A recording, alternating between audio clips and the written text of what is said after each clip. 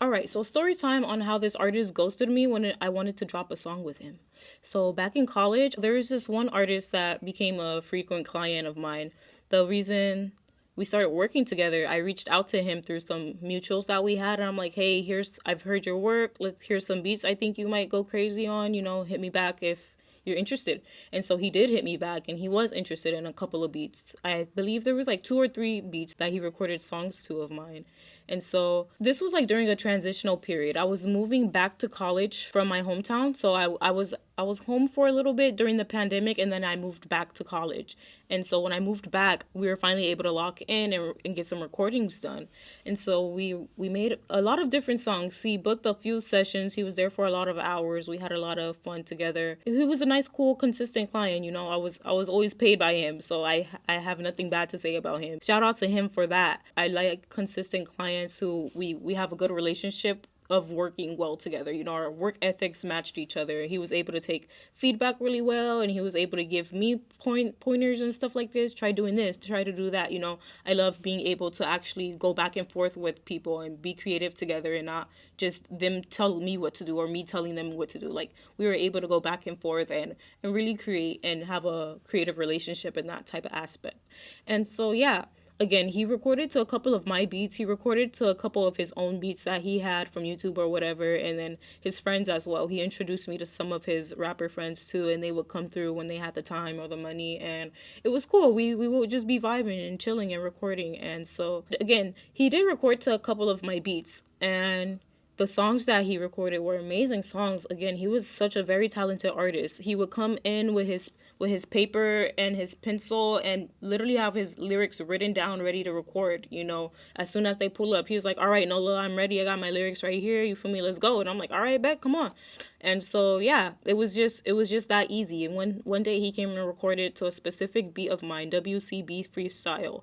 And the song he made was just, I don't know, it was like he was meant for that beat for some reason. It was just an amazing work, and I really wanted it to be out. I think he wanted it to be out as well. I remember having conversations. I'm like, yeah, I mean, obviously you have to buy the beat if you want to put the music out and get paid from it and all of that. Put it on DistroKid and Apple Music and Spotify and all of that. You gotta pay for the beat, and it's yours.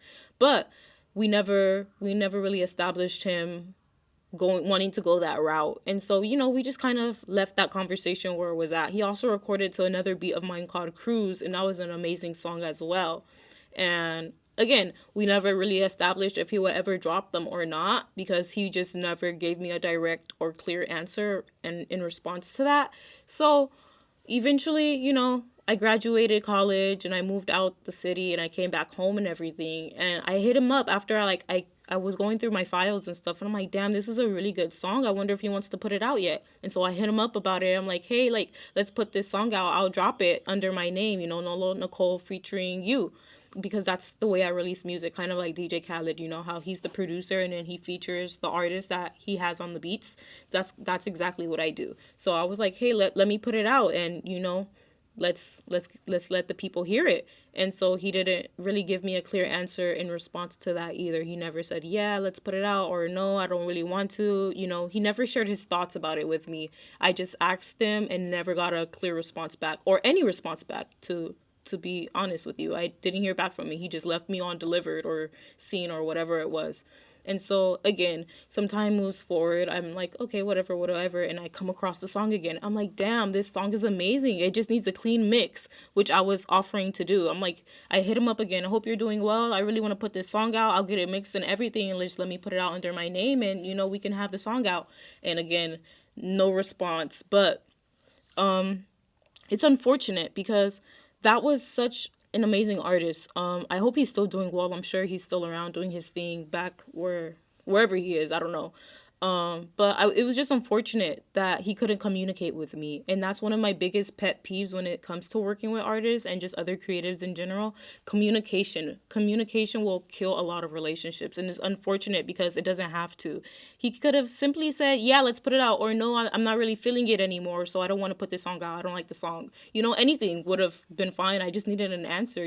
My feelings are not hurt. I just wanted to put that work out for him, get his name heard, because that's my whole vision as a producer and the way way that I release music. I want to put the homies on. The homies make amazing music that people need to hear. So let me do that. Let me be the platform for their voice to be heard and their music to get discovered.